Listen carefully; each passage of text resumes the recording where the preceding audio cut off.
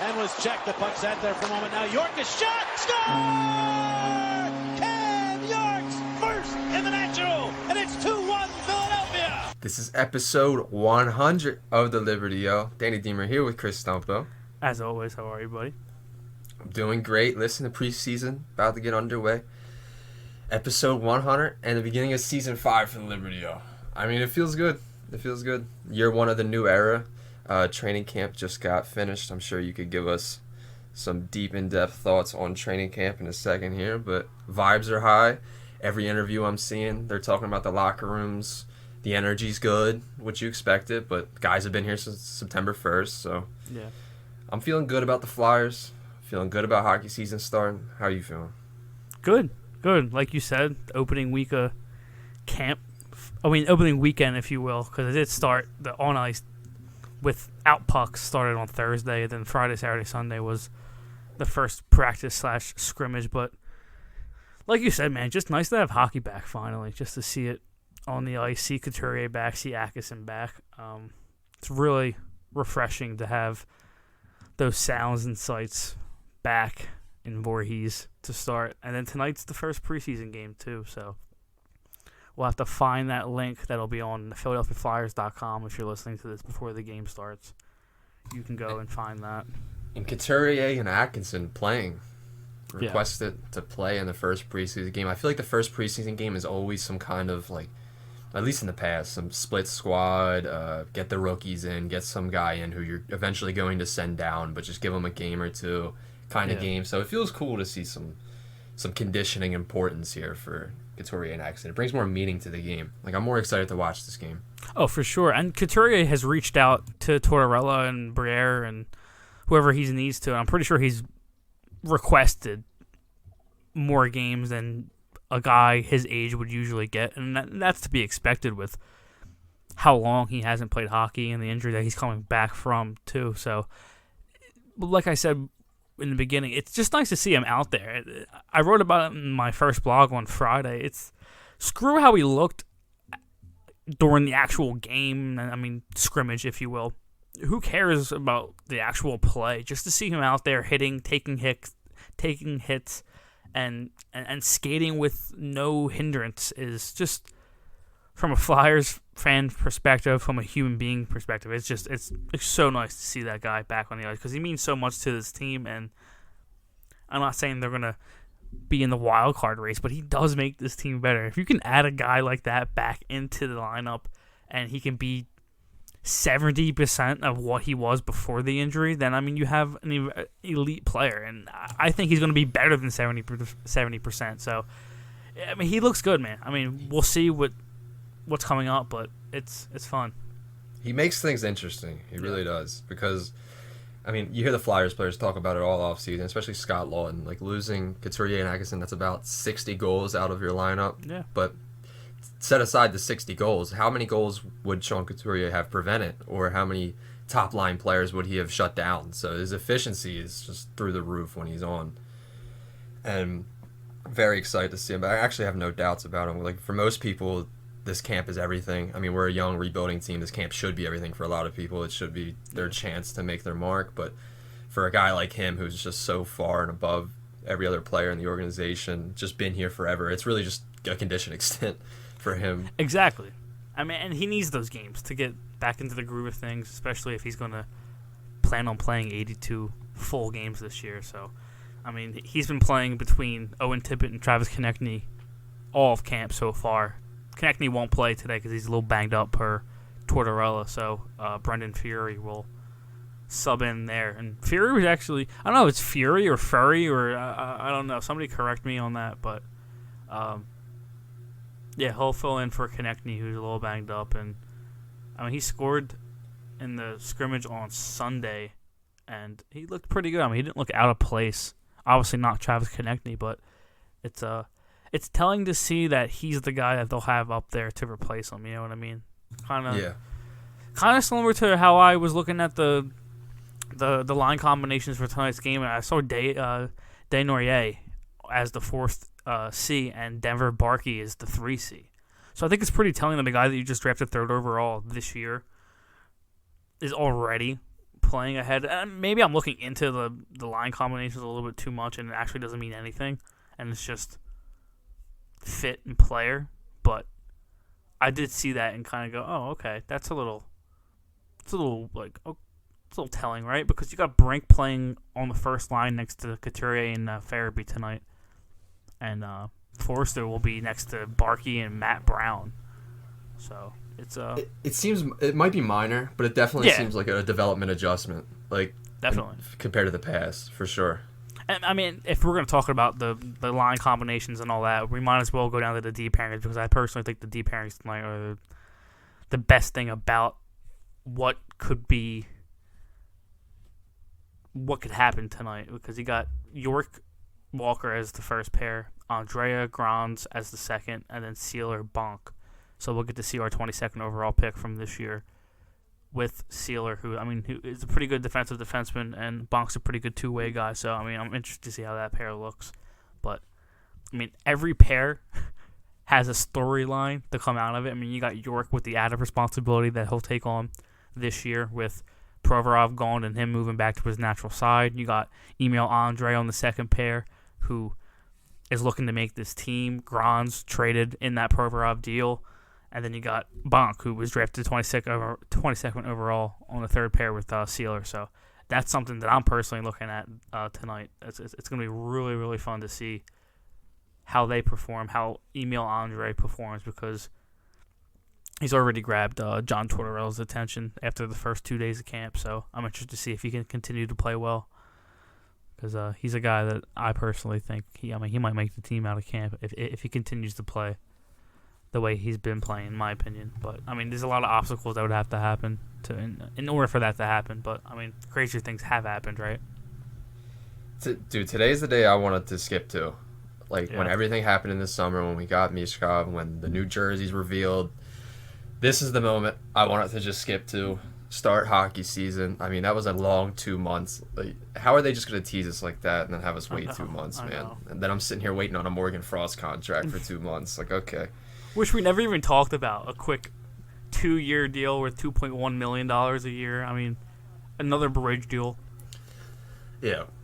So, I guess I'll just put my thoughts out on this now. I do think it's a bit of a failure that they clearly went into this offseason with a goal to lock up an RFA, and they didn't do it. And, shit happens, and you still maintained RFA status. So it's not the end of the world. As far as bridge short-term deals go, it's probably the best way they could have gone about it. So I'm not going to cry wolf, but I definitely would have liked to have seen someone get a long-term deal because that cap's going to go up. I truly believe some of these players are going to get better and overperform their value if they would have been signed to an 8-year. So, but shit happens. That's easy for me to say. I'm not in these players' camps. I'm not... if I realize the cap's going to go up and that we should get a snag, I'm sure their agents realize it, and that's why they played hardball for so long. But absolutely. It just kind of sucks, though, because I would have liked to have seen that W right there. Yeah, I agree. And personally, I think York would be the guy for me that I would have liked out of... if I had to pick one out of those three guys for them to have locked up long-term, I think my pick would have been York, because I think he's the safest bet to be as good as we think that he's going to be. There's still questions regarding Frost, and if he can continue to gradually impress and continue to develop like he did last season. If you listen to Torts yesterday after practice on Morgan Frost, his position is not locked by any means, and he has a lot of work to do in Torts' eyes. So, if any guy out of those three that I think me personally would have liked to have seen locked up long term, and the organization probably would have wanted to, I think that guy is York. But like I've said to you off podcast, I'll gladly pay York, Frost, or Cates the money that they want if they're as good as the money that they're requesting is. You know what I mean? If it's not. Cates is 26 and 27 years old, and he's a Selke candidate that can put up 60, 70 points, and he wants $8 million, $9 million, then okay, take it. I don't care if you're 26 years old. So it does suck. I agree, but you can't win them all, right? I think Briere wants to play it safe, so I'm not gonna bang on the table and be mad about it. But it would have been nice if one of them. I agree, absolutely. Yeah, I think that's just all. Like, I don't think it's gonna be too costly down the line, but it's just a little disappointing because of the way it dragged. It really teed itself up in a way to make it seem like a long-term deal for one of these guys was coming, especially Frost. But I get it. Yeah, I mentioned how Torts talked about Frost and how he still has a lot to improve on and work on into the season. And then he switches and talks about Cates, and he's like, if Cates can just learn how to not learn, but if Cates can just continue to develop that offensive game, then I mean, does he boot Frost out of that top 6C spot? And he kept, and I said it to you on text. He kept saying center. Is Frost a top 6 center? And he kept emphasizing that center word. And I mean, it's something that we've pounded the table for the last couple of years. I personally think Frost is an NHL wing. That's what I think best suits his skill set. So, I mean, it's common sense, right? I mean, like his biggest issue has been, he doesn't play enough two-way. He doesn't finish his checks. He's not big enough. Like, what's the easy solution to that? You throw him on the fucking wing. I mean, it doesn't seem like rocket science. Like we bring up his biggest issues as an NHL player, and it's like, okay, that responsibility dies down a lot when he goes to wing. So, plus you put him in better opportunities with open ice. Better kind of suits his skill set. So, I think it's better. I can't see how they give up on him. No, I mean, not give up, but I can't see how they would say Cates does turn into a 60, 70 point guy, and then that's your 1-2 bang right there. I don't see how you either cash in on a potential Frost trade for another young prospect that needs a different scene kind of thing until you put him on wing. I just don't see how you at least don't try it. And if that's this year, if that's next year, whatever. But it would be something I would like to see because I don't think long term, if Frost is going to be on this team when they're trying to compete, he's not going to be at center. It's going to be at wing, whether that's the second or third line. But it is something that I'm going to kind of keep an eye on this season because it was interesting to hear what the differing opinions on Cates and Frost were with Torts. And it's not like it's out of the blue. Like, we knew that Torts loves Cates. I mean, that's just his kind of player. And that's why I think there's an element of truth to what he's saying, but at the end of the day, I do think it's a little bit of button pushing. Because I think he realizes that Frost is always at his best when you push a couple buttons. I think he found that out last year. Yeah, but, I mean, and he did tip his cap to Frost's improvement towards the end of the year last year. I mean, how can you not? He led the team in points since January 1st, I think that was. So, I mean, he was good. He was like the best player on the team towards like the last 50, 60 games of the season. So, if he could just keep continuing, and we'll see how he plays tonight, that's big for the Flyers. That 2C position is a very big question mark heading into the season, along with a lot of other things, but that's definitely one of them, right? Yeah. You just mentioned the last half of last season. I don't think people fully... Because people weren't watching, right? People were so checked out. I don't think people fully realized, like, vibes were high at the end of the season. Like, yeah, we weren't making the playoffs, but we knew an eventful offseason was coming, and it was just kind of... It was like a tryout, basically, and some players overperformed. Like, we actually got some of the best hockey games that we watched all year towards the end of the year. I mean, look at Tyson Forrester. Yeah, 7 points in 8 games. Yeah. I mean, and he was just putting on a show the entire time he was up here. So it's a great point, absolutely. And Tortorella, I don't know if you watched the Thursday press conference, the one after the skating session, and he mentioned just the whole vibe. He mentioned the vibe of the room. He said it's entirely different, and he's enjoying the vibe of the room going into this year. And he name dropped Hayes, Provy, and Tony. Like. Did he really? He did, yeah. You should go back and watch it. It was really interesting. Try to paraphrase it if you can, because I didn't. That's probably the one I didn't get to watch. He was basically said with Stalzy, Hathaway, and all those guys, and Couturier back in the room, and Atkinson back in the room. It's a whole different serious vibe compared to like Hayes, Tony, and Provy. And he gave credit to those players. He said like love the people. And they went to tremendous teams, and I'm sure they'll help them out. But it just wasn't... Basically said it wasn't the fit here, and I feel like I have my team here, finally. That's the way I read into it. Yeah. I thought it was a really interesting quote, and I love that he name dropped because we all would have assumed it anyway if he said it. So it's like, I like how honest he is with that kind of shit. Yeah, I like how he just acknowledges what we're all gonna just trying to whisper about if he doesn't acknowledge it. You know what I mean? Like, if he weren't, exactly. if he doesn't go Hayes, Provorov, D'Angelo, it's gonna be, oh, was he talking about those three guys heading into the first preseason game of the season? So, yeah, I mean, you gotta love how blunt he is. I mean, yesterday he comes down from the top where, you know, where the GMs and everyone watched the scrimmages from. The balcony, yeah. Mm-hmm. He comes, like, we all see him start walking down from there, and he comes over to the benches, and he calls over the two groups, and he starts laying into them, I guess, because after he went back up and the play resumed, everybody was throwing bodies, bro. It was like Sanheim and Ristolainen in the corner throwing shoulders at each other. Nick Delorier and Cam York were, like, teaming up on Hathaway and Ryan Poehling. It was so funny. It was obviously Torts was frustrated with how they were playing, and it was kind of confirmed after the practice because he got on. Is that when he said they just sucked? Yeah, he's like, they just sucked. He was like, they just sucked. I love the way he said that. He was like, because you could tell he like was trying to frame it better in his mind, but then he was like, "Fuck it, I'm gonna say it." Yeah, exactly. Like, it was so funny, and it was true. It was a very lackadaisical kind of scrimmage to start because I'm pretty sure that was team 3 versus team 2 played the first scrimmage, and then the second scrimmage was team 3 versus team 1. And it was just completely like night and day in terms of intensity.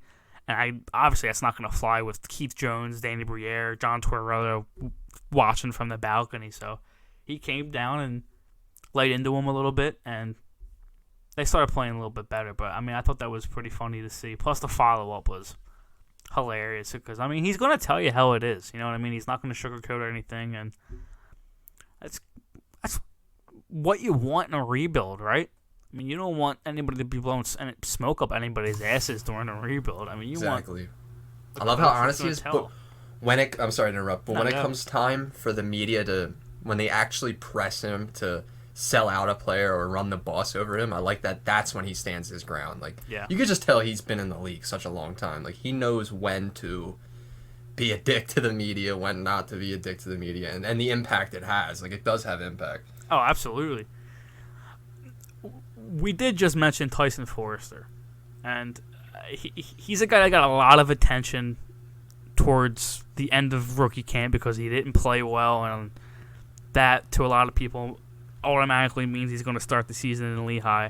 But I just want to talk about him a little bit and his camp so far and what line he's playing on. So before we get into that, I might as well just list basically the NHL lines that I saw on the offensive and the defensive side with you real quick, just so you can kind of get familiar with what I'm talking about. So from what I've seen, I mean, this has been pretty consistent throughout the 3 days until Sunday when Konechny missed for that little injury that he had. So this is the top line's been Travis Konechny, Sean Couturier, Owen Tippett. So Konechny's only been on that left wing side, and Tippett's been on the right. They did flip-flop a little bit, but it's been more Konechny on the left. Second line, Joel Farabee, Morgan Frost, Cam Atkinson. That's been a really good line so far. They started slow, and then they started improving as camp got on. Yesterday was definitely their best day of scrimmages. Scott Lawton, Noah Cates, Tyson Forster is your third line. I don't think anybody individually has stood out on that line yet. I think they work together really good as a cohesive unit. They both got, I mean, you would like a puck carrier with Tyson Forster for the kind of shot that he has, but in terms of Noah Cates and Scott Lawton getting into the forecheck and getting dirty, basically, if you will, and then finding Tyson Forster in those soft spots where he's ready to shoot the puck, I mean, it does work, but I see the vision, for sure. And then Nick Delorier, Ryan Poehling, and Garnet Hathaway is your forward group, so let's talk about them real quick. And honestly, at first look, if that stays healthy, that's not a bad forward crew. No, it's not. It's not the San Jose really Sharks. Not. It's not. Yeah, it's not the Blackhawks. I agree. So I'm excited to see if Tyson Forster can continue to prove that he should start with the team. I don't think I don't think anybody on the team has really stood out, minus York. York was really, really good Sunday. I think that was. Guys have had moments, but I don't think anyone's been stellar the entire time, where you can just look at him and be like, okay, he's been just extremely solid throughout camp. But, I mean, it is still early, so first preseason game's tonight. So first line obviously looks like the first line, looks legit. Second line, I've seen some people mention the size. Small. Better be fast. It is, but I mean, there's a lot of small lines out there. Yeah, I mean, but they'll be fine. Yeah, it's not like they all play a small game per se. I wouldn't classify Atkinson as playing a small game. No, not at all. Yeah, probably the one guy on that line that plays the biggest game for probably being the smallest on the line. So credit to him. Third line, obviously, they're banking. It's a solid line, dude. I'm not gonna lie. Yeah. Like we've had a little shit talks on Scott Lawton for how long he's been here and shit like that. But that's exactly where you want him on a team that's looking to. I mean, I'm not saying that we're looking to contend, but Lawton in his best position on a team that wants to win or be good is on a third or fourth line on the wing, and him with Noah Case and Tyson Forrester. I'm excited to see how that pans out. I mean, you got Tyson Forrester playing tonight, but he's not playing with Cates and Lawton. So, but seriously, that could be a really good third line. If Noah Case continues to play the way he played last year, I mean, that could be Forrester be Rookie of the Year. I mean, could he contend, Danny? Could he contend? I don't want to say that. I hate saying that because I feel like I always do that. Going into every year, I'm always like, yo, this guy's about to have a breakout. This guy's about to have a breakout here. I'm about to bet him Calder. He's plus 10,000. But I was thinking about that when I was walking in from work today. I was like, why can't we just have a season where, I mean, you know how like Dallas had a couple of rookies break out, kind of not randomly. I mean, they're obviously good players, but I mean, they've had so many rookies just come in day one and really make an impact right away almost. And I mean, why can't we have that? Where like maybe a rookie that we know is good, but we didn't expect him to make an impact enough to make the team as early as he did, and he does. You know what I mean? I really wish we could have like Wyatt Johnson for Dallas came in there last year. He's 20 years old, blew the doors down, and just had a really good regular season and playoffs. I mean, I wish we could have our Wyatt Johnson, like a Tyson Forrester, to have like a 50-point season this year. You know what I mean? Like something like that. I mean, I feel like we're due. It'd be nice. It definitely. I mean, we talk about they're addressing development issues. That was like their biggest, primary number one focus to tackle. It seemed like was development issues, and then it seemed like the defense was high on their priority list as well for number two. So I guess we just wait and see. We'll judge the body of work in a couple of years from now as far as development goes, but they're addressing it. So the days of these highly touted prospects coming up and underperforming or showing out and then regressing, and like Konechny, for instance, like maybe that these days are gone, but I don't think we will see that until. But the vibes are high, man. I don't know. Like York looks different. He looks different. Like the energy about him, the way he's talking, he looks like he feels a part of the team. He feels a part of the organization. Like he's comfortable now. You could really get that sense. Like I feel like he might have been a little more reserved last year because of that little flip-flop in the beginning of the year. There wasn't certainty, but he seems like, hey, I'm going back to my natural position. I'm going to be a Flyer, and I'm getting comfortable. That's what it seems like to me. He looks a little bigger, too. I don't know if anybody actually went and got if he put on a specific amount of muscle in the offseason, but he definitely 100% looks bigger. So, yeah, he looks really good at camp. And that Risto pair, I mean, they haven't been perfect, obviously, throughout those 3 days. But if everything continues to go the way it has, that's going to be your top pairing. And I mean, they've looked good. So, like you said, York, he's going to have a lot more responsibility put on his plate with Provorov being gone, back to his natural side. So, I mean, Torts mentioned in his presser, I think it was yesterday or the day before, about his struggles and about when he got sent back to Lehigh and then came back. And when he initially came back from Lehigh, he was good with the Flyers. And then Torts said then he started to tail off a little bit towards the end of the season. And he did blame himself for that for a little bit because he was on that right side, something that York has never really done before. But having York back on the left side and developing him was something that Torts kind of emphasized in that media availability. So I thought that was interesting to hear.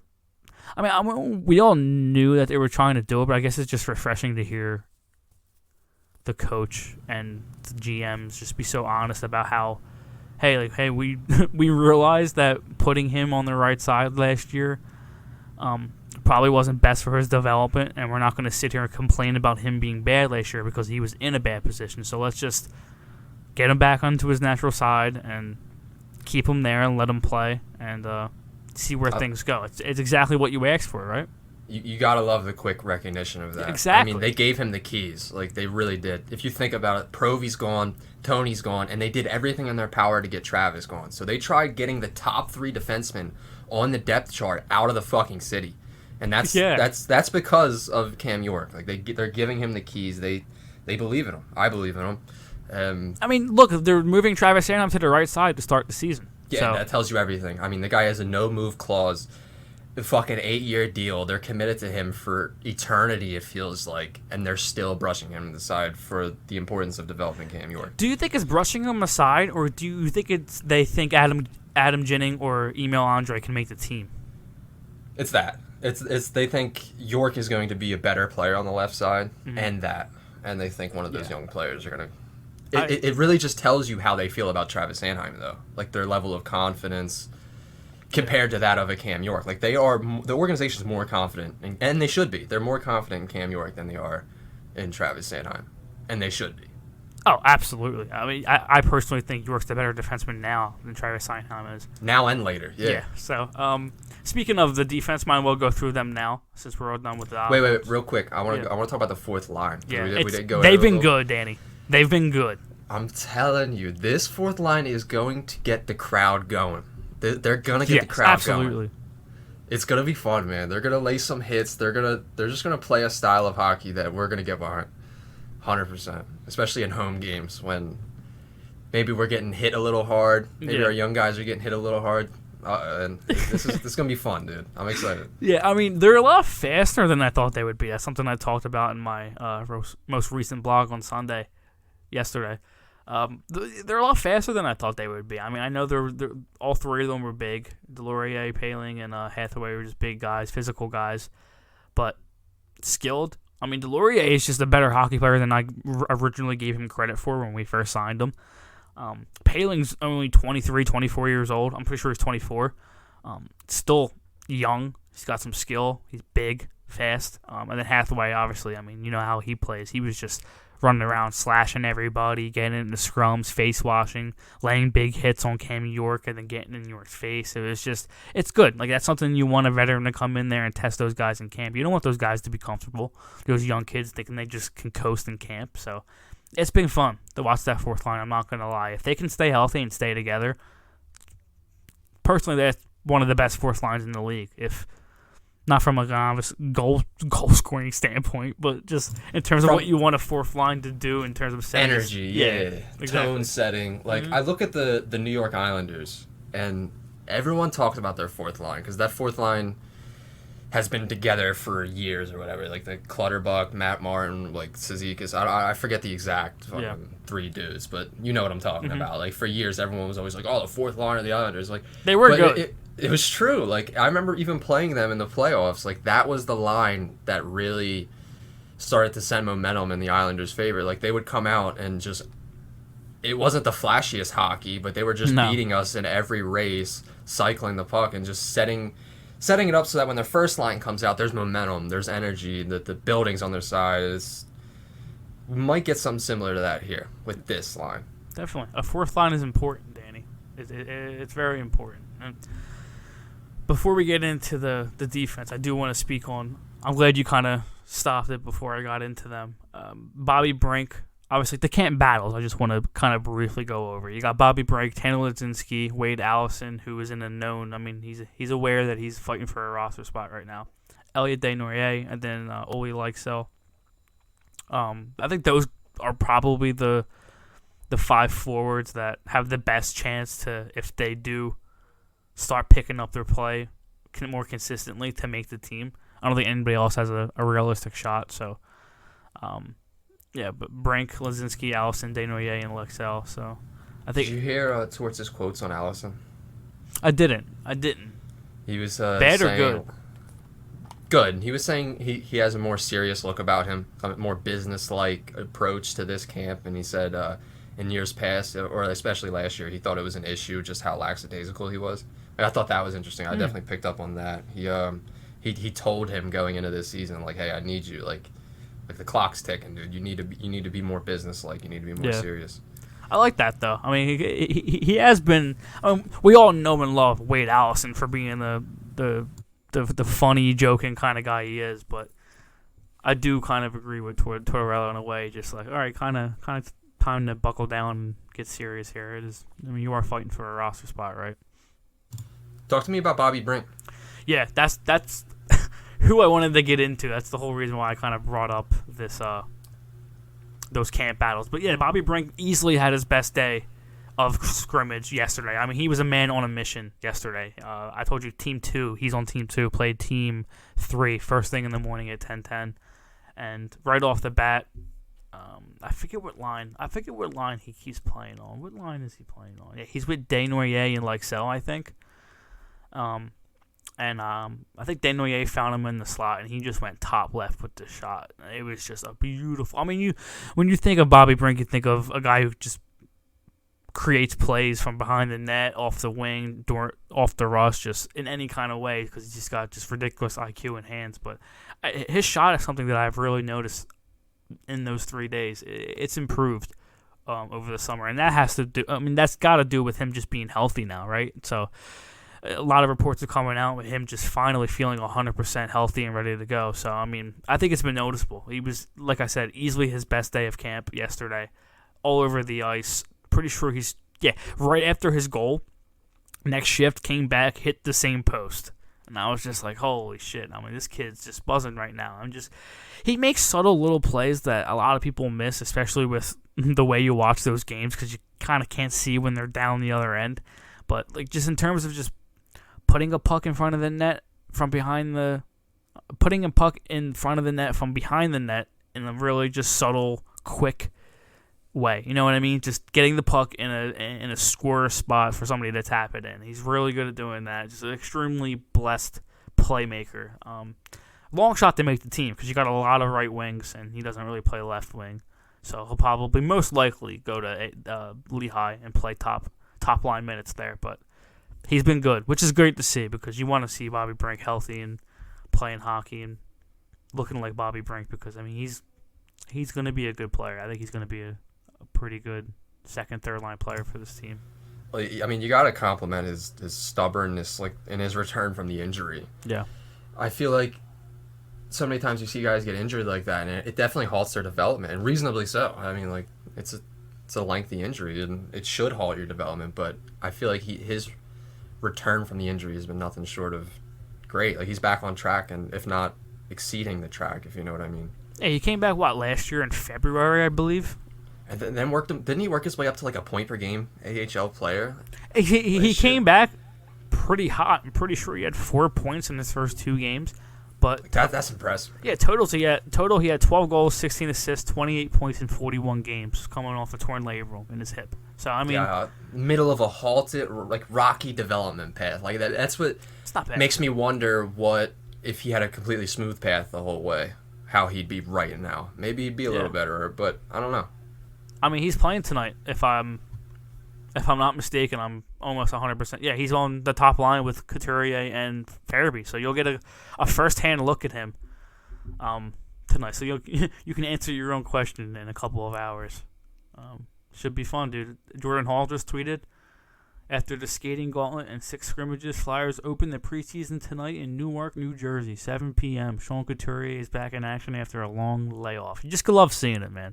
You just love seeing those words. I can't wait to see 14 in the New Jerseys, no teeth. I need to see it, Danny. I need to see it.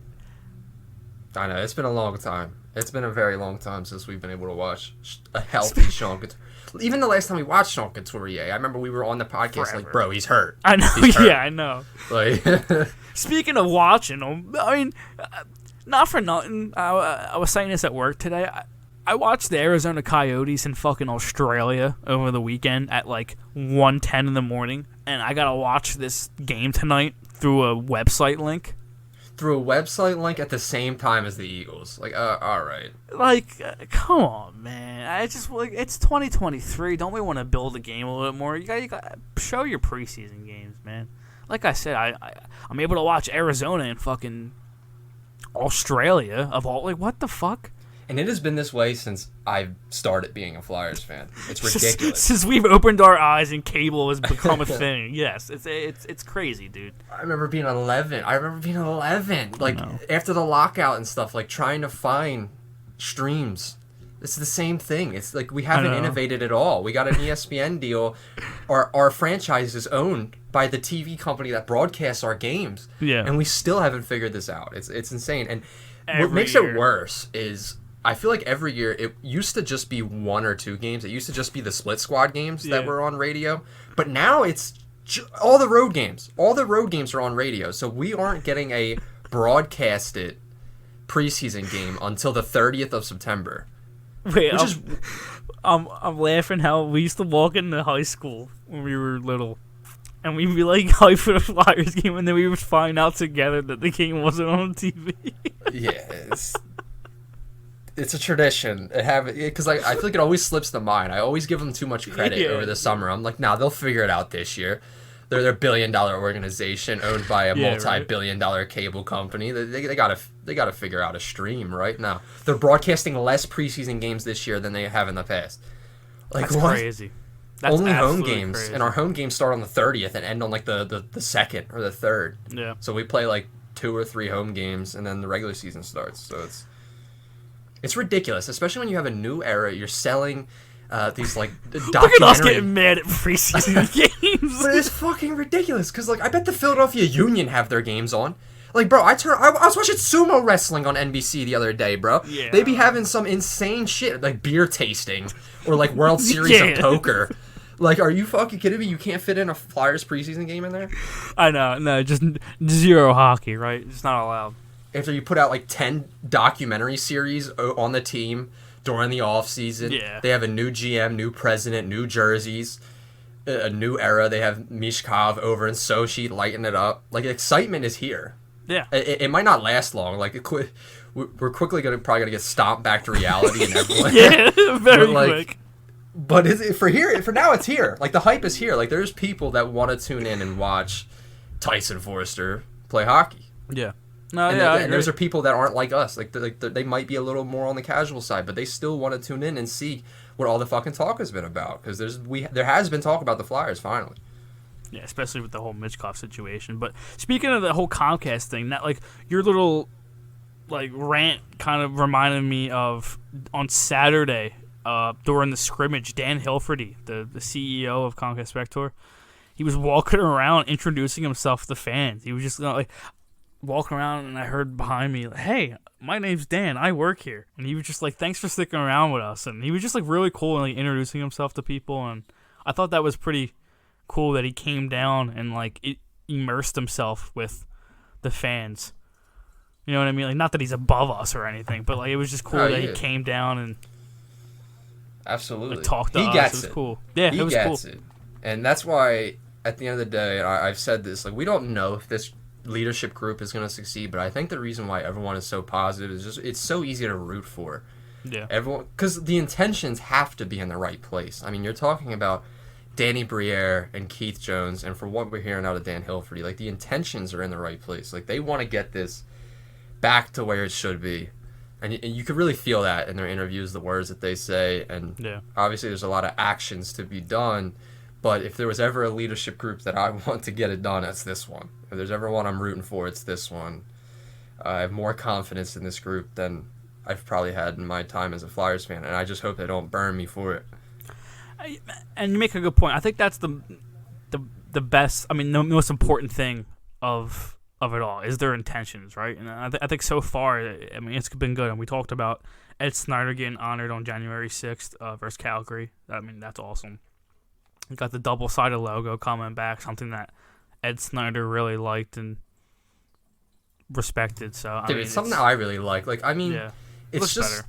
it's a classic thing. It's a tradition thing. Is like, I guess I the know way what I you're would trying to word say. it. It's the way things were. Like when I grew up and I went to Wells Fargo Center or the Wachovia Center for a game, it was double-sided logo, and I always liked it. And whenever I would play a NHL video game, for instance, and I'd be designing my arena or Eastern arena, I would always try to do a double logo. Like, I don't know, like it's minor, but I like it. Yeah. It's No, a I know tradition what you thing. mean.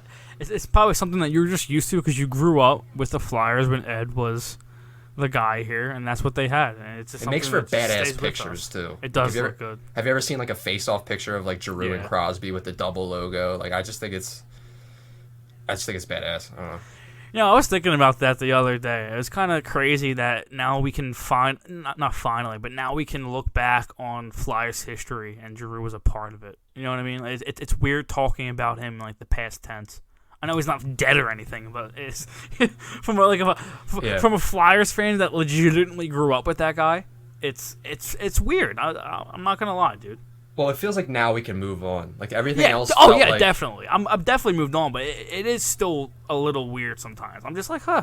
Yeah, he really isn't with us anymore, huh? Well, I think that's the weird part about it is like, so you trade Giroux and you're in a bit of like a in between period. You're like your team doesn't have an identity. It doesn't have a leadership group. Couturier's hurt. It's a bit of like it's a bit of an in between patch. There's really like no one to root for as a fan. It's like. But now that we're really getting the semblance of the new core and the new team, you could finally look back on that era and say like we're on to bigger things, but we can look back at that and say it is the past now. Like that is gone. It's tucked away. It's in the history books and good. It was an annoying era. I love Giroux. I'll defend him to death. But I'm glad the new era started. I'm glad we got new face of the organization coming in, Matt Vey. And it's overdue. No. It was overdue. Yeah, I mean, you make a good point. It is overdue, and like you said, we'll always remember the good times with him. But like you said, new faces, new era. Matt Vey, Kotogochier soon. I mean, you got the picks coming up this year. I mean, there's a lot to look forward to, right? So, yeah. Well, because I think for us specifically, the team would have to, and I think we've said this like privately to each other, like the next team that earns our like true like love for a team is going to be special because we love the Flyers growing up because of Giroux, because of those teams. Even though they weren't the greatest, we were just so young and naive, and Giroux was so good that we just like convinced ourselves that he could carry them to a playoff, or just like false hope every single year. So it's nice now that we're older, we look at the game differently. We don't get sold magic beans anymore. We don't have false hope, even if we come across as miserable at times. I think it's just because we've followed every season for like the last 15 years, and we can kind of read the writing on the wall sometimes when we've been disappointed enough times. Basically, we've had false hope enough times for it to burn us. So and like the next team that earns our trust, our love, that goes on a deep run is going to be special because it won't be because of some child like looking up to Giroux. Like I was a kid, I was 11, I looked up to Giroux, like he was like my favorite athlete. I watched his highlights all the time. That's gone now. Like I'm 24, I don't look up to players like that anymore. I still like players, but the next team has to be good. It has to be well ran. It has to be cost controlled. Like I look for these things, and I think we might get it. That's why I'm very excited. It'll be an actual team, not just one guy carrying a squad for 6-7 years. And then right? Band-Aids, yep. Yeah. And then like half-ass rebuild. And then suddenly, oh, no, we're not rebuilding anymore. We're getting James Van Riemsdyk. Like, okay. Oh, God. But like you said, quickly, not quickly, but soon, we will get shot back down to reality with this team. Like hopes are high. We've missed hockey. Yeah. But they're going to be better than a lot of people think. I mean, I think people think they're going to be bottom 3. I don't think they're going to be that bad. But they're not going to be good. Like, they're not going to be a good hockey team. No. Right? And I think the difference is we expect that. Like, we know we're going to get our ass kicked. It's just about, we lost 5-2, but who scored the 2 for us? Oh, it was York. It was York assisted by Frost. All right. It was Tippett assisted by York. York 2-point game? All right. All right, Yeah. that's what this season is. Exactly. There are going to be a lot of storylines within the actual game for the Flyers this year. It's going to be just tons of development and seeing how guys like Frost, Tippett, York, Cates, like you say, how they continue to develop. Or Forrester is a huge question mark. Not question mark, but he's a huge prospect going into the season. I mean, if he continues to play like he did when he first came up, 7 points in 8 games, that's crazy, right?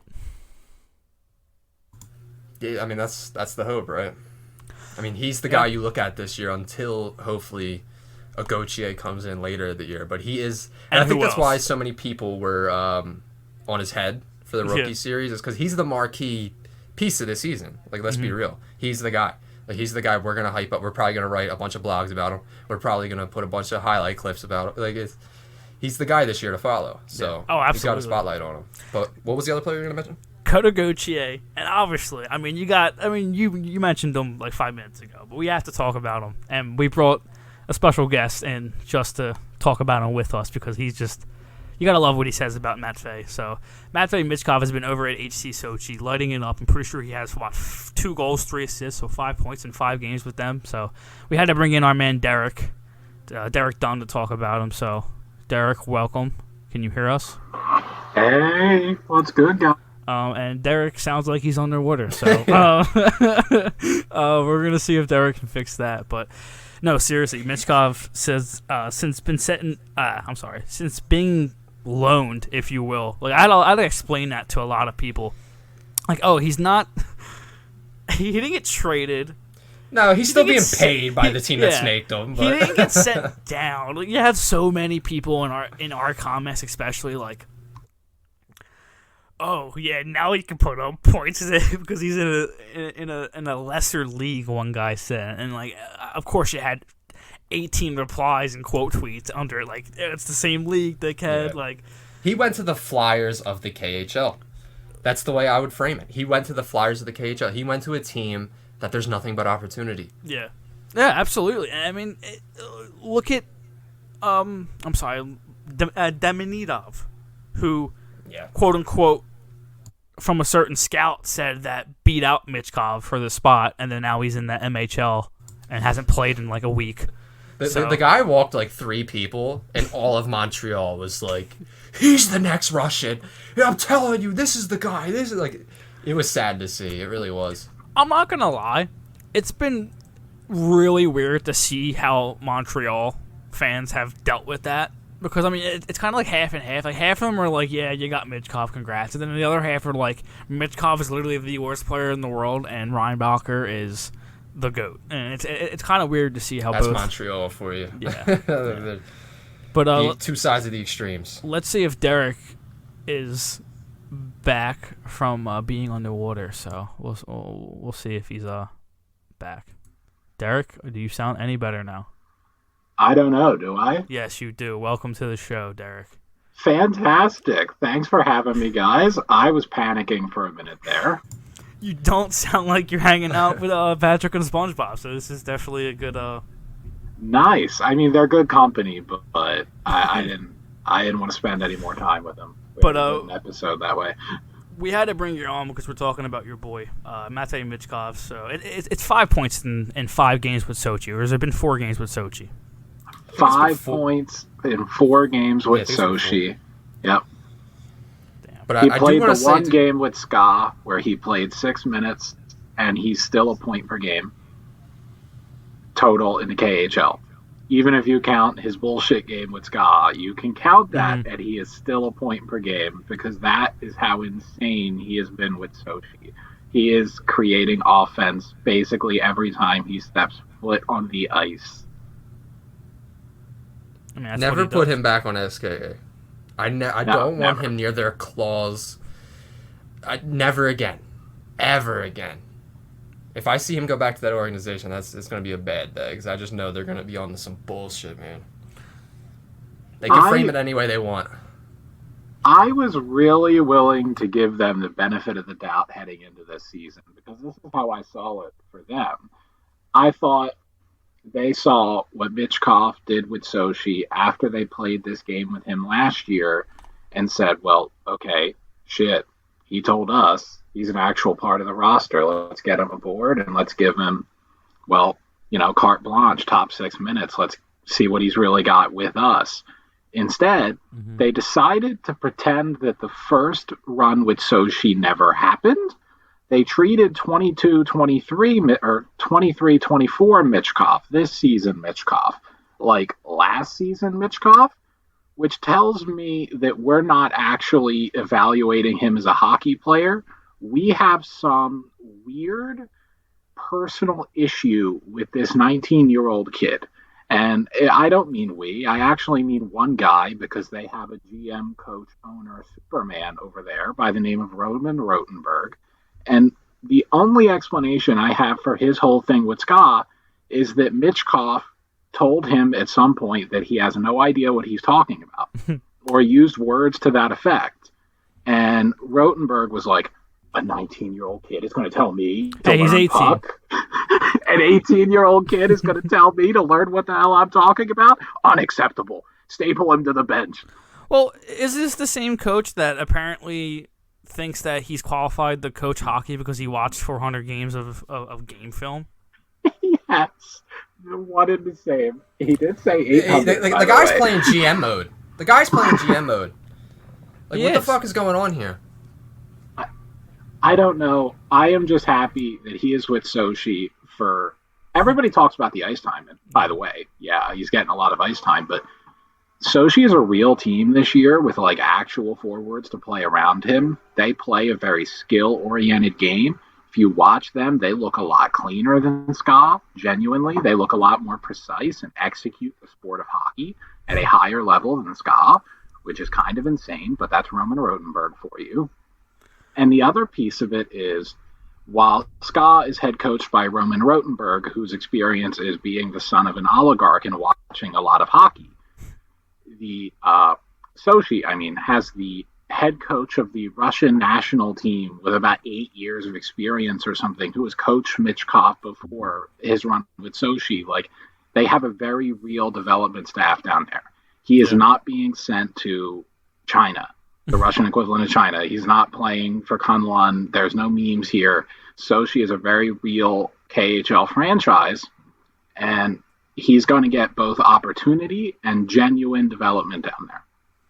And I think we're seeing that right off the bat, too. Look at you already mentioned the ice time, the points. He looks like he's comfortable down there with that team. So, it's only good for him. It's only good for the Flyers. So, thumbs up from this side, right? There's no complaints on the Mitch side. I think it's because he's been too open about his goals. Like, I think he's coming into the season saying, like, I plan to dominate the KHL and then go to North America. And I think that rubbed that rich boy the wrong way. Yeah, I think he's like, you got your sights set too big. You got to take it one day at a time, and you haven't even earned your spot here. It's like, dude, he daggered your team last season, and he's about to do it again in about a week. Well, I think you're really onto something, and I think we can even relate to that a little bit, like in North America, because we kind of expect our generational talents, our super freak athletes, especially in the sport of hockey, to pretend they aren't as talented as they are. Everybody claps like baby seals when Bedard's just like, gee, I'm hoping to make the Blackhawks this year. And everybody claps like baby seal when Sidney Crosby acts like he isn't the most talented hockey player to ever grace the face of the earth, or when Connor McDavid says something so vanilla and milquetoast that he should be prosecuted in The Hague for war crimes. Like, we all love that shit. But Michkov isn't like that. Michkov is like, I exist on this earth to be an elite hockey player. That's what I am. That's what I'm going to be. And I'm perfectly happy letting you know that, because I don't feel like me being good at hockey and telling you that is me being arrogant. It's me noticing that I'm really good at hockey. Yeah. He's got a different mindset than a lot of people. And it's going to rub people like Roman Rotenberg, who has his own ego, the wrong way. So, yeah, Danny, I think that was excellent. Brilliant point. I'm not surprised with Rotenberg. And I kind of wanted to run something by Danny real quick. And I already ran this by you, Derek, but I wanted to know, I wanted to see what he thought. With the whole situation going on with SKA and how he got sent back over to, how he got loaned to Sochi, I kind of ran something by Derek. I'm like, hey, do you think this is SKA's way of being like, hey, like, talking to the Flyers. This is SKA talking to the Flyers and regarding Michkov. Like, hey, look, he's obviously not ready to go over to the NHL if he can't even make our team. Look, we had to send him back to Sochi last year, and then they keep doing that for the 3 years. So he serves out the entire contract and then doesn't come over. So, I mean, I was kind of in my bag a little bit, kind of thinking of worst case scenario. But, I mean, obviously it's something to think of, right? It's interesting. And then the wrench maybe that I could throw in is like he switched Russian agents, or he's in the process of switching Russian agents. And when I factor that in, I think there was something bigger that happened, like Derek said. I think there was some level of, you guys don't know what the fuck you're doing. Or Yeah. I know this path. Or maybe there was some kind of conversation with the Flyers where I don't know. I really don't know. I feel like it's I could speculate all day. Derek, but you know more about the Asian stuff, I believe, right? Not a ton more, just because we're still in the rumor stage at this point. Yeah. But that's what's so tough about this Russian news. Sorry to interrupt you. I'll let you go. But that's what's so tough about these Russian news outlets. And really, all I was going to say on this, and all I can say on this, is that the rumor out there is that he's dropped his current agent, Sergei Fedorov, who has a lot of connections with the KHL, and that's about it. He's a very good KHL agent. He was very good for a 15-year-old Matvei Michkov trying to sign a professional contract, which to that point nobody had ever done. But it seems as if he is trying to switch to an agent, and I forget his name, but this agent has a lot more connections, not just to the KHL, but to the North American scene. This guy's worked with NHL players, I believe currently works with NHL players. So if Michkov is making this switch now, you could read the tea leaves and say he plans on needing American connections within the next year or so. That would be an easy conclusion to draw. Didn't he also go back to school so he doesn't have to do the mandatory military service? He did. That came from an interview recently, and I actually he's not trying to finesse. No, like Fedotov. No, he's not trying. Yes, he's basically telling everybody what his plans are, and I think he told everybody what his plans are come draft night. Like, he's telling everybody, I'm going to dominate the KHL. I'm going to probably do it this coming year, or this year right now, and then I'm going to come to America. Like, he's not hiding the ball here. It's funny because like this, he word for word said this. Yeah, that's why I think they're moving the goalposts. SKA. Oh, for sure. Like, yeah, this is the way they want players like him to go about it. I mean, we just saw with the Fedotov, they clearly made a point out of him, and they want players to check every box and go about it the right way and not lie to the organization. And he's done no lying. He's been nothing but open about his intentions, and I feel like he's just gotten brushed to the side due to petty politicking because of that. I think one thing to keep in mind is that the KHL and SKA and everybody over in Russia has never dealt with this before. They've never dealt with a talent of Michkov's magnitude who has developed as quickly as Michkov has. We say he's the best prospect since Ovechkin or Malkin, but they're very different prospects. Michkov outdeveloped Malkin, outdeveloped Ovechkin at every age up to now by leaps and bounds. Those two have elite athletic traits, and they took leaps later in their development cycles when they were 19, 20 years old.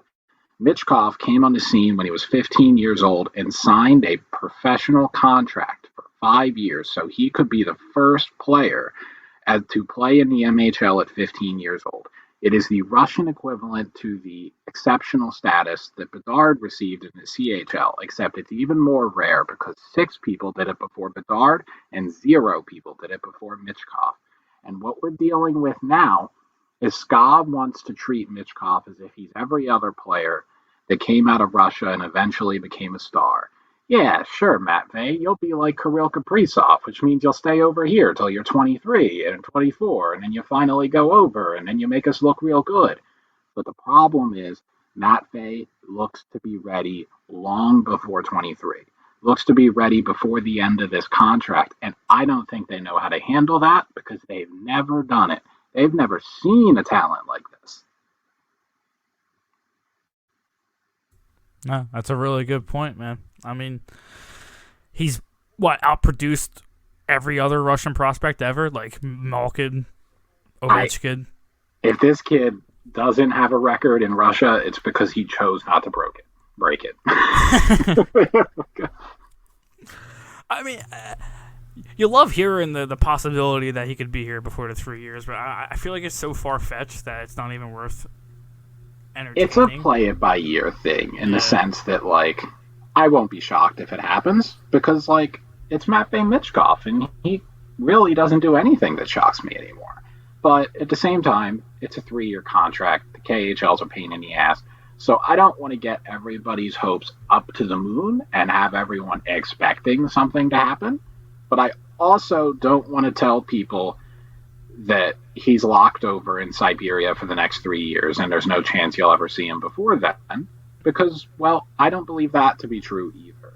I think it's a true coin flip on whether or not he's in Flyers training camp next season. That's why the agent thing is so interesting to me. Yeah. Which would be crazy. Could you imagine if he came over next fucking training camp? Because, like, you know, Kota Gauthier would be here. He'd be here. York would be another year older. Well, the goalpost that they set was when he's ready, he can come over. And if he's above a point per game player this year, if he finishes with that, how can you fucking argue that? Is it because, he's on Sochi, though? Oh, he was on Sochi when he did, like... It's the same division, isn't it? Exactly. Yeah. Like, I mean, dude, it's the same league. So, like... And they're playing against SKA, especially if he lights up yeah, SKA. dude, that would be great. But, like, how could they... And I wouldn't put it past Russia oligarchs and shit to not be up to their word, but how could they not let him go over if he's above a point per game player this year? I don't think they could because, I mean, look at the players who produce... And look at what these players produced in the KHL. The year before they went to America, like Kirill Kaprizov.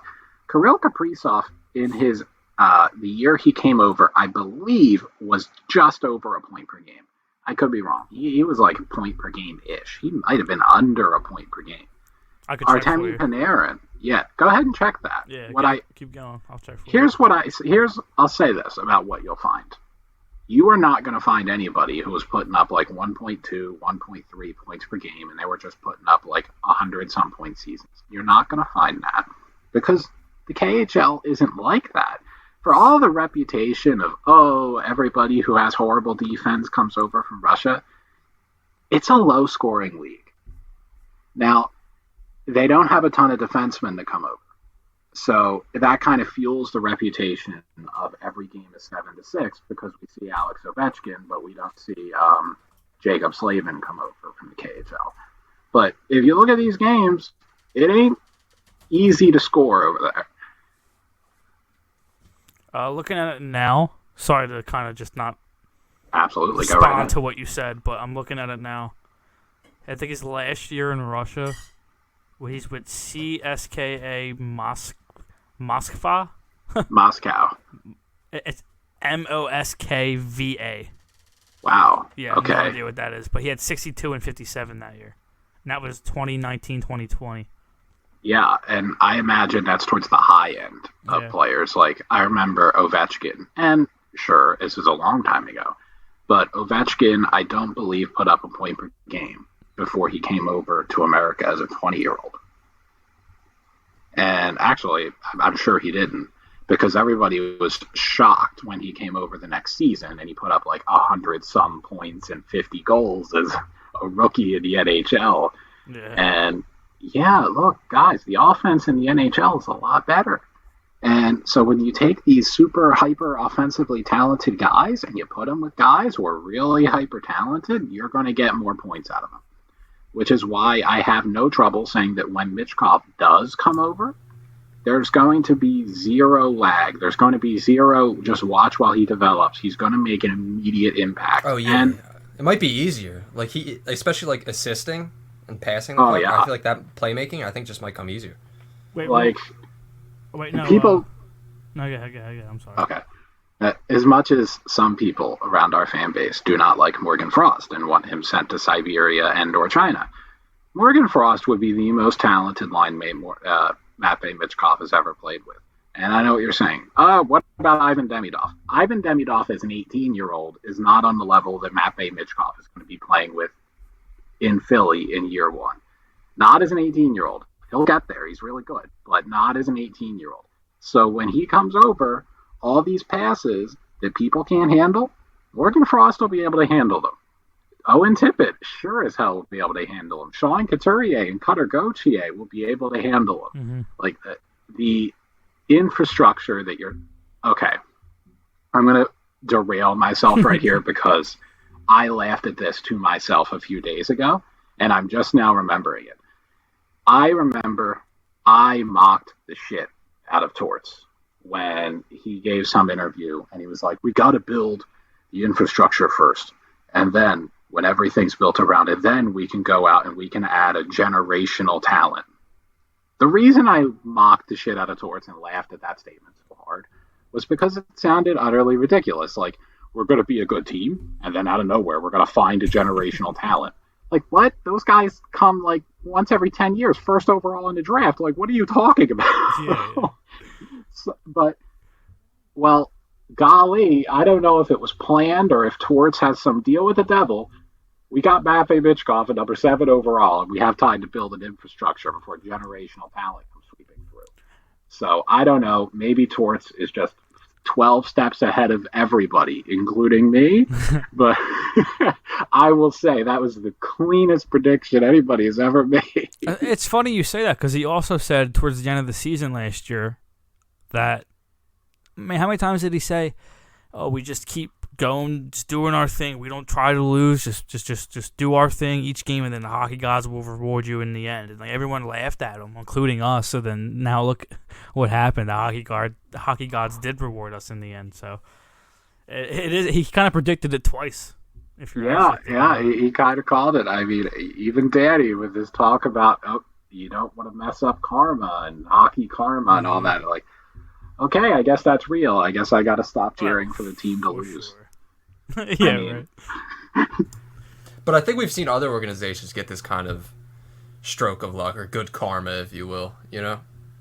Like, not everyone sells it down like the Blackhawks did. Like, some teams get look at New Jersey.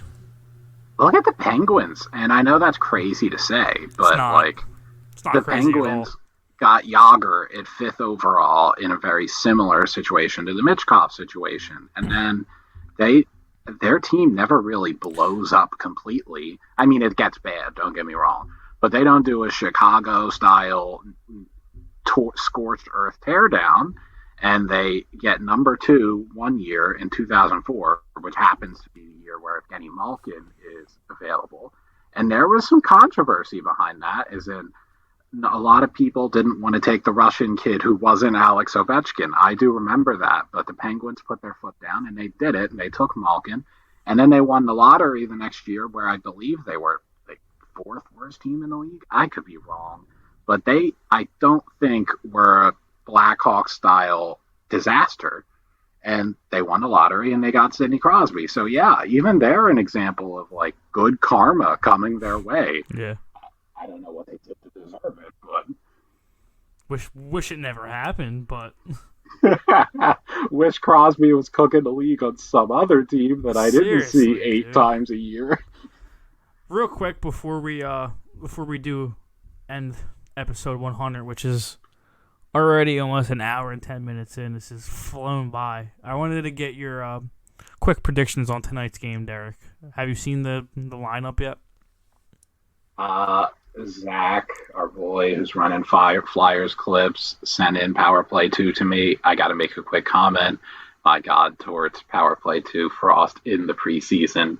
This guy, he wants his kid in China so bad.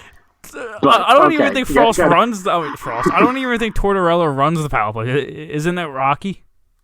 Oh yeah. Okay, so maybe Rocky wants him in China. But beyond that, to be fair, Power Play 2, the personnel on it is also like there's some veterans and like actual guys who would be on the first Power Play with Frost. I was just gonna ask that. Is this a reps thing? Like, who's on Power Play 1? Is this like a thing? Like they just want to get them some time? I could go find it real quick if you guys kind of. It's right here. So the second unit is Farabee, Frost, Andrea, Lyxell, and Atkinson. It's a legit unit. It's a good like, unit. As much as I joke around, that's legit. And then the first unit is York Forrester, Couturier, Tuamala, Brink. So they're obviously giving some young guys on a chance on the top unit. So it's not like a Frost is on the second unit and he's going to China kind of thing. Not yet. Not yet. Not yet. But okay, so my actual predictions. I'm going to give 3 guys whom I expect to do really well. Yes. And then I do want to talk a little bit about Sean Couturier. Yeah, go ahead. The 3 guys whom I expect to do very well, Emile Andre, I think, is just going to continue impressing people because, I mean, all the things that would impress you about Cam York, Emile Andre brings that, in my opinion, to a slightly lesser extent. But he also impresses the shit out of more traditional hockey men because he loves clobbering people. So, the people on that Flyers bench are going to love him, and I'm going to love him, albeit for slightly different reasons. So, Emile Andre, I expect to just impress everybody, especially in Laverriere. Bobby Brink. I think Bobby Brink is going to be the best player on the ice tonight. I hope so. Because I think they're playing a lot of the big boys, the Devils, in the other game. So I think the Devils are bringing a lot of their prospects to this game, and I think Bobby Brink is going to just take over because in a lot of the scrimmages and drills and things that I've seen, I don't know, you were at training camp, so you can add or subtract from what I'm saying, but Bobby Brink took over a ton of shifts. He looks like the guy they drafted in 2019. He finally looks healthy again. He was making plays all over the ice, and I think we're going to see that guy. And the third guy that I think is going to look really good, just going to look exceptional, is Cam York. And the big thing about York is he just looks and feels and sounds so much more comfortable with the team than he did last year. Like last year, I don't know what it was, but he was so deadpan as if to be like, I don't know if I want to be here. Oh my God, why am I here? Yeah, I got this John Tortorella guy yelling at me every 5 seconds. The team is not great. This is my first run to the NHL. I am very uncomfortable. That was basically the vibe I got for Cam York through much of last year, even while he was playing very well. This year, however, totally different story. That thing about him struggling on the ice in training camp comes out, and instead of being like, what? No, I didn't get tired. I don't know what you're talking about. He comes out and he's like, I'm going to burn John Tortorella's fucking rope. Hide that rope because I'm coming for it. That was hilarious. That was hilarious, and here he is. He's joking around. He's comfortable, and I think through that comfort is going to come confidence and just the willingness to really make plays and act like the NHL, and especially this is sort of like NHL, AHL hybrid game, isn't fast for him anymore. I think we're going to see that. And my fourth little impromptu Sean Couturier mention, I am very curious to see what he looks like because from what I've seen in camp, he is physically the same guy that we came to know. And I've gotten the impression that there was some rust to be knocked off, and there probably is some rust to be knocked off even now. But I'm really going to be watching the athleticism of Sean Couturier and how he skates and how he looks just sort of athletically. Can he still protect the puck like he used to? Because, oh my God, he used to have people riding his back for 20 minutes at a time. Can he still do that stuff? Because if he can, well, you're going to see a massively different looking Flyers team in 23-24. Yeah, I agree. I think you took the words out of my mouth in the beginning of the episode when I was talking about Coots and Brink, to be honest. So, yeah, and York, we mentioned York seeming more reserved last year, and how comfortable and vocal he is. Came in and accidentally summarized the episode. It's beautiful, actually. It was like poetry in motion. I love it.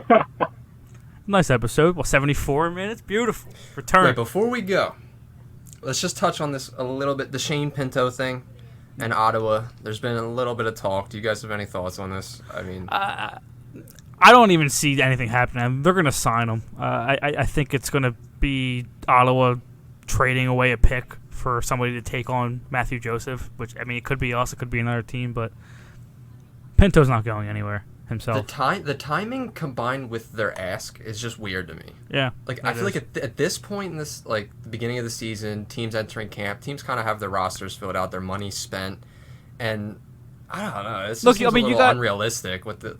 You got Jamie Drysdale. I'm sorry to cut you off. You got Jamie Drysdale over in Anaheim. Trevor Zegras over in Anaheim, still not signed too. So Crazy. it is kind of wild to think about. Like, you guys see what they offered Zegras? Yeah, like $3 million, right? $4 million. $3 to $4 million for Trevor Zegras. They're trying to pay him less than Joel Farabee. We'll take him, dude. Oh, that's bad. He's gonna leave, man. I'll take it. They gotta please stop send that. him over here. Yeah, what the fuck? I'll take him. No, they're legit fighting with fire there. I would, as a team market like them, I would not. Yeah. You want to like make these guys feel supported, like it's their franchise. You know what I mean? It's just a terrible way to go about it. They're definitely handling that wrong. He's gonna leave in free agency. This is a great way to extend your rebuild by a decade. Yeah, they're doing a great job of extending their rebuild by 10 years. Yeah, I mean, if they continue that way, for sure. I mean, not that he's fucking Crosby, but I mean, just it sets a bad precedent for the entire organization if that's how you're going to treat a guy who's of Zegras' caliber. Who still can be a very incredible player and possibly superstar in this league. Like I said on Twitter a little while ago, in terms of, I don't think Zegras can be the guy, the best offensive player on a championship caliber team, like Nikita Kucherov as an example. Mm-hmm. The thing I said was, if you go back and look at the guys historically in the NHL, you're going to see two categories for the most part. One, generational talents like Crosby and McDavid, who just came in and started dominating from day one. Or two, a lot of guys who have scored less than 60 points in 2 seasons, as in 60 points in both seasons before they turn 22. Like, that is a very impressive feat, and everybody's clowning on him because of the way he goes about it, and everybody is acting as if that's not absolutely insane. No, that's incredible. Travis Konechny didn't have 60 points in his career by year 2, or by the end of year 2. Now, that might be an exaggeration, but I don't think it is by much. And that's not a hit on Travis Konechny. That's putting into context. Trevor Zegras is really he's good. Top-tier talent in the NHL. Oh, I agree. And whether he makes the most of that talent, we'll see. Time will tell. But the talent level is top-notch. Yeah, that's Cam York's buddy from the U.S. team. Let's reunite him. Come on, Anaheim. Send him over. We'll take him. That's the move Danny Briere is talking about. The big move down the line. There we go. Imagine Michkov and Zegras. Jesus Christ. Globetrotter shit. Jesus. All right, boys. Let's get this hockey season started. Let's go. Hell yeah. 30 minutes. Right before you break it down, I do want to take a little 30-second, 40-second segment. So obviously we have been missing for like almost half the summer. I think our last episode was August 5th, Danny? Yeah. Something like that. Something like that. Just not a good summer for me personally or Danny personally. Definitely dealt with some personal things that a lot of people on Twitter know about. So I just want to reach out and thank you, Danny, and thank you, Derek, and everybody who's listening for just being there for me throughout the summer and everything that kind of transpired. It did suck, but I do appreciate you guys, so just wanted to kind of tip my cap. I extend that same notion to you, both of you guys as well. Yeah, man. I feel like I'm always in the same boat as well, so Thank you to the both of you. Thank you to anyone who listens. We are going back on it every Monday schedule as we enter hockey season here, and I'm just looking forward to following this team. It's year one of the new regime. I'm looking forward to following Matt Vey's game. Matt Vey's game's over in the KHL, and yeah, this should be fun, man. I'm excited. Cutter, yeah, of course. There's a lot of things to be excited about. A ton of BC. A lot of storylines, a lot of BC globetrotting. I'm gonna be watching that, and I'm excited for it all. Me too, man. All right, this was episode 100. I can't believe it's been 100. It's crazy. Entering our 5th season. That is insane. It really is. But this is an episode 100. You can follow us on all socials at The Liberty Yo. Follow me on Twitter at TLYDanny. Follow Chris at Chris Stumps and Derek at Suitable Alias. Go Floor.